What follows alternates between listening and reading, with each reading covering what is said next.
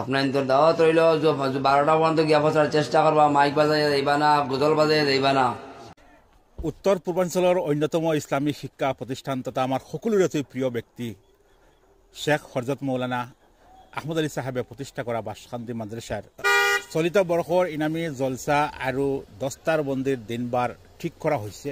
কেতিয়া এই বছৰ খতমে বুখাৰী শৰীফ অনুষ্ঠিত হ'ব বাসখান্দি মাদ্ৰাছাৰ, আমি ইয়াৰ সবিশেষ জনাই আছোঁ। আপোনালোকে সকলোৱে ভিডিঅ'টো শ্বেয়াৰ কৰি দিব যাতে প্ৰত্যেকজন ইছলাম জৰুৰী ব্যক্তিয়ে এই খবৰটো পায় আৰু উক্ত মেহফিলত অংশগ্রহণ করতে পারে।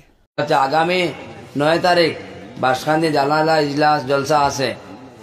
আপনার তোর দাওয়াত রইল 12টা পর্যন্ত গিয়া পৌঁছার চেষ্টা করবা। মাইক বাজাই যাইবা না, গজল বাজাই যাইবা না। দাওয়াত রইল যাইবা ইনশাআল্লাহ।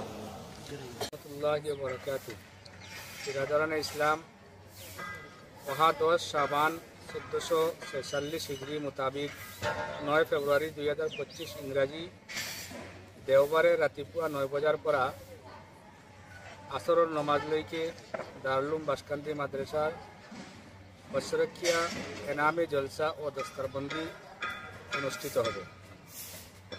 গতিকে উক্ত জলসাত উপস্থিত থাকিবলৈ আপোনালোকক দাৱত জনোৱা হয়।